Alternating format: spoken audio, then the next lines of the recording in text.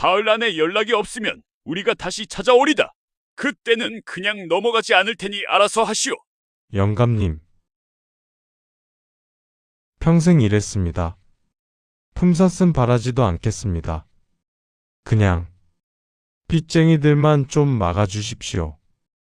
이 칠성이 어디 가서 죽지 않게만 해주십시오. 꺼져라. 세상에 이런 스승이 또 있을까요? 평생을 그 대장간 화덕 앞에서 땀을 쏟아낸 제자에게 차디찬 말 한마디와 녹슨 쇳덩이 하나만 던져주고 내쫓은 노인. 그런데 그 못되고 고집스러운 노인이 사실은 이 세상 누구보다 칠성을 사랑하고 있었다면 오늘 이 이야기는요.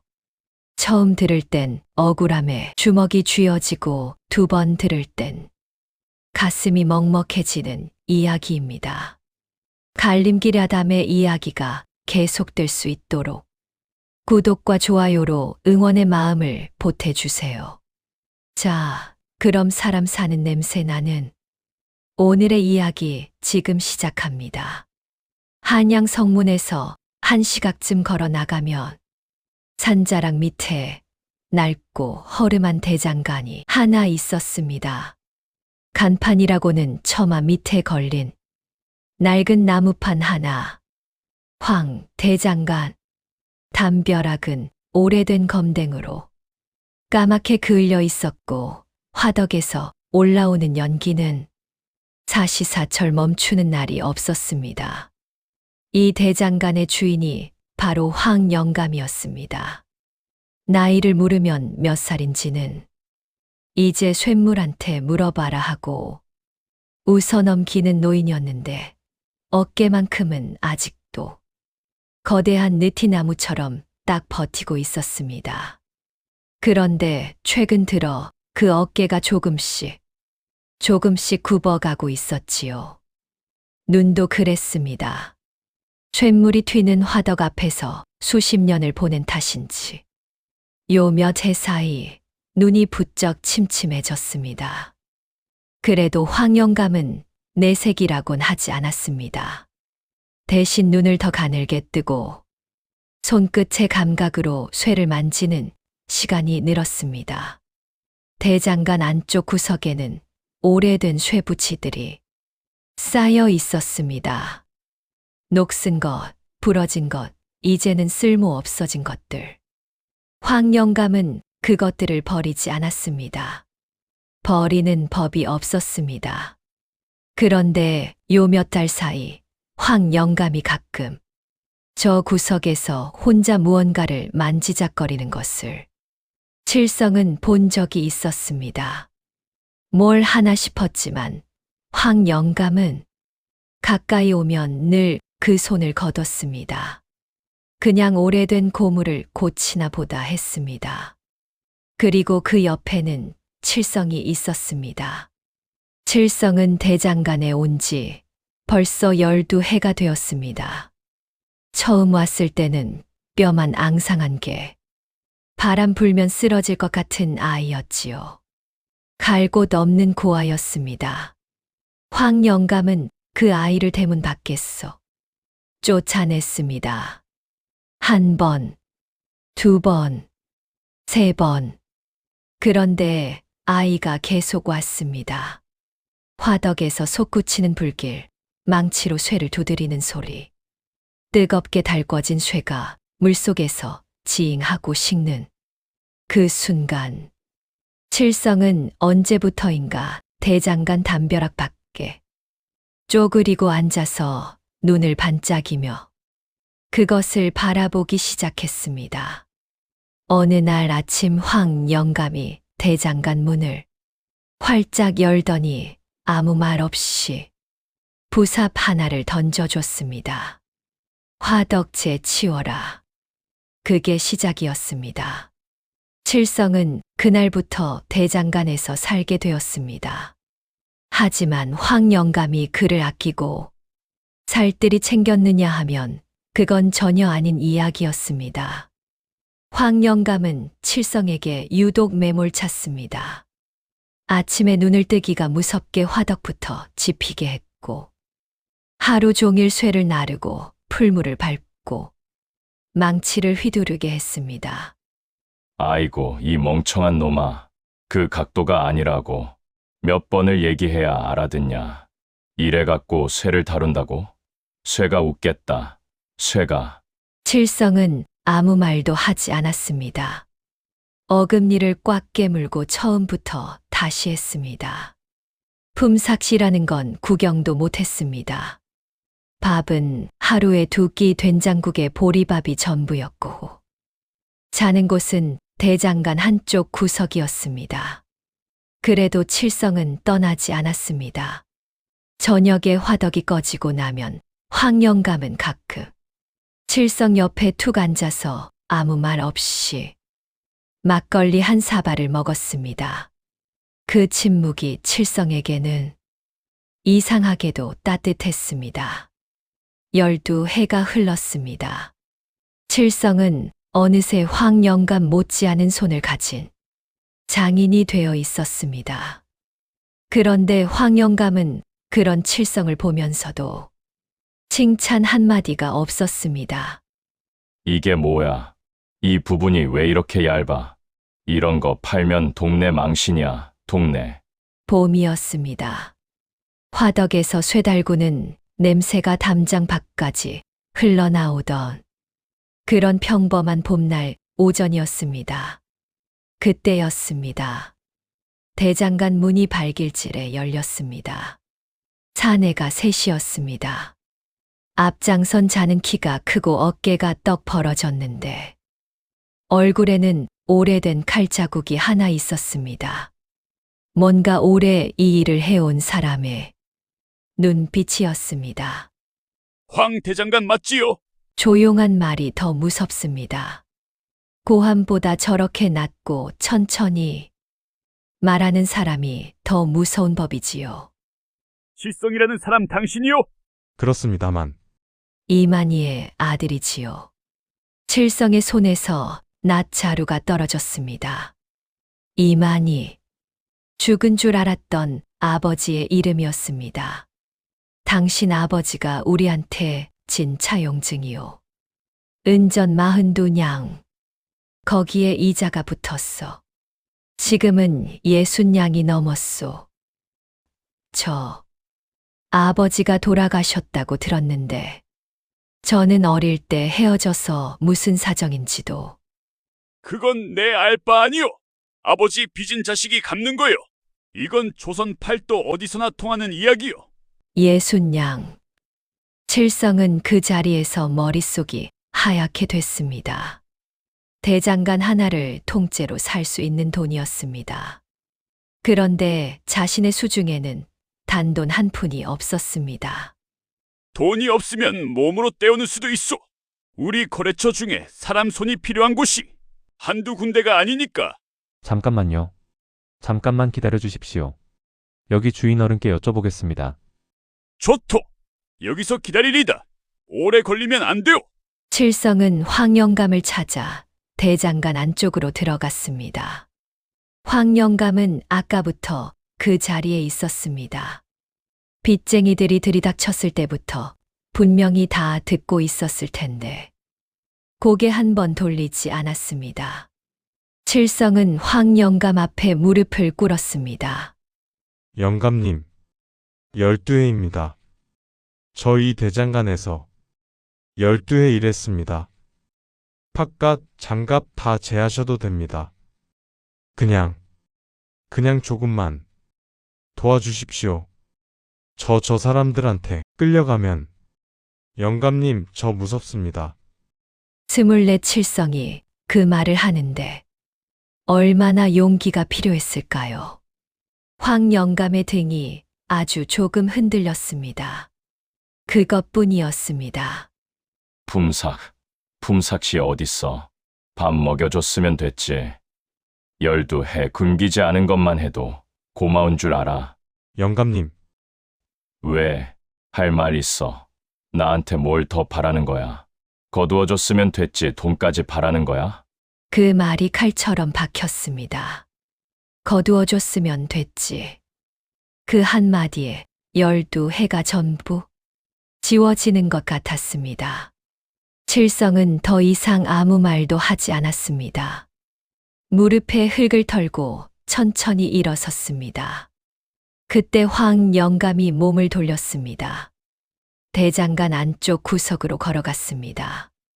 황 영감은 거기서 무언가를 집어들었습니다. 크고 흉측하게 녹슨 쇳덩이였습니다. 칠성은 그것을 본 적이 있었습니다. 요 몇 달 사이 황 영감이 가끔 저 구석에서 혼자 무언가를 만지작거리던 것, 가까이 오면 늘 그 손을 거뒀던 것, 그게 이것이었을 줄은 그때는 몰랐습니다. 이거나 갖고 꺼져라. 고물장수한테 팔면 푼돈이라도 나올 테니 그걸로 알아서 해. 나한테는 다시 오지 마. 칠성은 그 쇳덩이를 내려다봤습니다. 고개를 들어 황 영감을 봤습니다. 황 영감은 이미 등을 돌리고 있었습니다. 그 굽은 등, 말 한마디 없는 등이었습니다. 그런데 그 등이 이상하게 떨리는 것처럼 보였습니다. 칠성은 눈을 비볐습니다. 아니었습니다. 그냥 굽은 등이었습니다. 알겠습니다, 영감님. 칠성이 쇳덩이를 들고 마당으로 나왔습니다. 빚쟁이들이 기다리고 있었습니다. 그게 뭐요? 고물입니다. 팔면 조금 나올 테니 일단 이걸로 시간을 좀 주십시오. 시간이요? 저 녹슨 곰을 팔아서 60냥을 어떻게 채운다는 거요? 참! 사흘이요. 사흘 안에 연락이 없으면 우리가 다시 찾아오리다. 그때는 그냥 넘어가지 않을 테니 알아서 하시오. 도망갈 생각은 하지 마시오. 한양 바닥이 얼마나 좁은지는 알 테니까. 대장간 마당에 칠성 혼자 남았습니다. 손에는 녹슨 쇳덩이. 황 영감이 나오지 않았습니다. 칠성은 대장간 문을 한번 바라봤습니다. 그리고 돌아섰습니다. 칠성이 돌아서는 그 순간 대장간 안에서 황 영감이 딱 한 번 문틈으로 밖을 내다봤습니다. 침침한 눈으로 뿌옇게 번지는 시야 속에서 멀어지는 칠성의 뒷모습을 바라봤습니다. 그리고 아무도 그것을 보지 못했습니다. 칠성은 그날 밤 짐을 챙겨 대장간을 나왔습니다. 사흘이라고 했지만 60냥을 구할 방법은 없었습니다. 지게에는 녹슨 쇳덩이 하나, 옷까지 몇 벌. 그게 전부였습니다. 낮에는 숨고 밤에는 걸었습니다. 처음 한나절은 아무 생각이 없었습니다. 그냥 걸었습니다. 그런데 해가 지고 산속이 어두워지기 시작하자 생각이 밀려왔습니다. 12해 동안 날이 밝으면 화덕부터 피웠습니다. 손이 트고 등에 멍이 들어도 호통 소리에 다시 일어났습니다. 그러면서도 이상하게 대장간이 싫지 않았습니다. 왜 싫지 않았을까? 황 영감이 가끔 아무 말 없이 옆에 앉아 있어 줬기 때문이었을까요? 저녁 화덕이 꺼지고 막걸리 한 사발을 나눠 마시던 그 침묵이 칠성에게는 집 같았기 때문이었을까요? 나는 뭐였을까? 그 양반한테 나는 그냥 일손이었던 건가? 12해 동안 그 말을 입 밖에 내는 순간 이상하게 눈물이 났습니다. 억울해서가 아니었습니다. 서러워서였습니다. 자식처럼 여겨줄 거라는 말은 한 번도 들은 적이 없었는데 언젠가부터 그렇게 믿고 있었던 자기 자신이 서러웠습니다. 참 이상하지요. 사람은 말로 듣지 않아도 마음으로 믿어버리는 것들이 있습니다. 그리고 그게 무너질 때 말로 들었다가 배신당한 것보다 훨씬 더 아픈 법입니다. 이튿날 밤이었습니다. 칠성은 허름한 주막 처마 밑에 쭈그려 앉았습니다. 주머니에 한 푼도 없어서 국밥 한 그릇도 못 먹었습니다. 지게를 내려놓고 그 녹슨 쇳덩이를 물끄러미 바라봤습니다. 이걸 왜 들고 왔을까? 버렸어야 했는데. 그래도 버리지 않았습니다. 손을 뻗어 쇳덩이를 만져봤습니다. 거칠고 차가웠습니다. 녹이 손바닥에 묻어났습니다. 이상하게 버릴 수가 없었습니다. 나흘째 아침이 됐습니다. 이 쇳덩이라도 깨서 팔자. 근처에서 큼직한 돌을 주워다가 녹슨 쇳덩이를 힘껏 내리쳤습니다.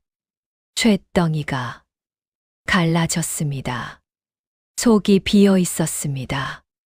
그 묵직하고 흉측한 쇳덩이가 사실은 속이 빈 쇠금고였습니다.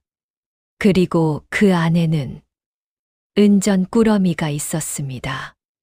은방울꽃 무늬가 새겨진 은전들이 삼배 주머니에 꽁꽁 쌓여 있었습니다. 칠성의 손이 떨렸습니다.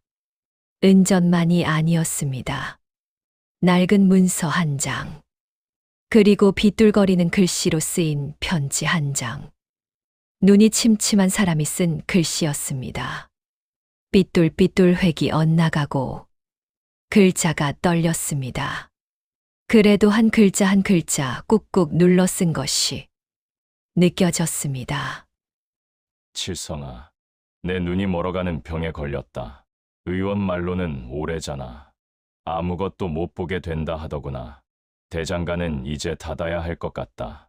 눈먼 대장장이가 화덕 앞에 서 있으면 불이 나도 모를 테니까. 이 안에 있는 돈은 내가 평생 모은 것이다. 내 아비 빚을 갚고 남은 것으로 너만의 대장간을 열어라. 문서도 함께 넣어뒀다. 그걸로 내 이름으로 대장간을 낼 수 있을 것이다. 못난 쇳덩이 속에 숨겨 보내는 건 험한 길에서 빚쟁이들한테 빼앗길까봐 그랬다. 오해하지 마라. 그리고 다시 오지 마라. 늙은이 곁에 있다가 내 앞날을 버리지 마라. 황. 칠성은 그 편지를 쥔 채 한동안 움직이지 못했습니다. 자신의 치료비마저 남기지 않은 것이었습니다. 눈이 멀어가는 노인이 자신을 위한 의원비 한 푼도 남기지 않고 전부 쇳덩이 속에 넣어 칠성에게 보낸 것이었습니다. 다시 오지 마라. 그 말이 이제야 다르게 들렸습니다. 칠성은 일어났습니다. 배가 고프다는 생각도 다리가 아프다는 생각도 없었습니다. 그냥 뛰었습니다. 산을 넘고 논두렁을 지나고 한양 외곽으로 이어지는 흙길을 내달렸습니다. 밤이 됐습니다. 그래도 뛰었습니다. 영감님이 혼자서 얼마나 됐을까? 밥은 먹었을까? 화덕은 꺼졌을까? 생각할수록 다리가 더 빨리 움직였습니다. 대장간에 도착한 것은 이튿날 새벽녘이었습니다. 화덕은 꺼져 있었습니다. 차갑게 식은 채만 남아 있었습니다. 그리고 그 옆에 황 영감이 쓰러져 있었습니다. 영감님, 영감님, 누구야? 누가 왔어? 저입니다. 칠성이요. 돌아왔습니다. 오지 말라 했는데. 여기가 제 집인데요. 두 사람은 한동안 아무 말이 없었습니다. 차갑게 식은 화덕 옆에서 두 사람이 엉켜앉아 있었습니다. 칠성이 화덕에 불을 지폈습니다. 불씨가 살아나기 시작했습니다. 처음에는 작게, 그 다음에는 조금 더 크게. 황 영감이 그 온기를 느끼는지 굽은 어깨가 아주 조금 풀렸습니다. 칠성은 빚을 갚았습니다. 황 영감이 쇳덩이 속에 넣어준 은전으로 아버지의 빚쟁이들을 찾아가 한 푼도 빠짐없이 정리했습니다. 그리고 남은 돈으로 대장간을 다시 열었습니다. 황 영감의 대장간 그 자리에 그대로. 간판은 바꾸지 않았습니다. 황 대장간 그대로였습니다. 황 영감의 눈은 결국 많이 나빠졌습니다. 밝은 것과 어두운 것을 구분하는 정도였습니다. 그래도 화덕 곁을 떠나지 않았습니다. 쇠를 만지지는 못해도 화덕 옆에 앉아 칠성이 일하는 소리를 들었습니다. 망치 소리, 풀무 소리, 뜨거운 쇠가 물에 식는 그 소리를. 어느 저녁 칠성이 막걸리 한 사발을 들고 황 영감 옆에 앉았습니다. 영감님, 오늘 낮 20자루 팔았습니다. 겨우 20자루야? 예전에는 30자루도 팔았는데. 내일은 30자루 팔겠습니다. 황 영감이 아주 작게 웃었습니다. 그 후로 두 사람은 말로 부자라고 부르지 않았습니다. 그냥 같이 살았습니다. 아침에 화덕을 피우고 저녁에 막걸리를 나누고 밤이 되면 대장간에 불이 꺼졌습니다. 그것으로 충분했습니다. 칠성은 나중에 황 영감이 남긴 것들을 오래오래 생각했다고 합니다. 돈도 문서도 아니었습니다. 12년을 혼자 견디면서 한 번도 뒤돌아서 웃지 않으면서 그래도 단 한 번도 칠성을 포기하지 않은 그 고집, 그 못나고 뾰족하고 굽은 등 뒤에 사실은 평생을 걸어두었던 그 마음. 참 이상하지요. 사랑이 가장 클 때 사람은 가끔 제일 못나 보이니 말입니다. 오늘 이야기는 여기까지입니다. 황영감의 편지 속에 있던 한마디의 말이 자꾸 마음에 걸립니다. 다시 오지 마라. 그 말을 쓰면서 황영감은 어떤 얼굴이었을까요? 침침한 눈으로 비뚤거리는 손으로 그 글자를 꾹꾹 눌러 쓰면서 그건 여러분이 각자 마음속으로 그려보시면 될 것 같습니다. 오늘도 길림길 아담의 이야기 함께 해주셨어. 진심으로 감사합니다. 구독과 좋아요, 그리고 댓글 한 줄이 이 이야기를 계속 이어갈 수 있는 힘이 됩니다. 다음 이야기에서 뵙겠습니다.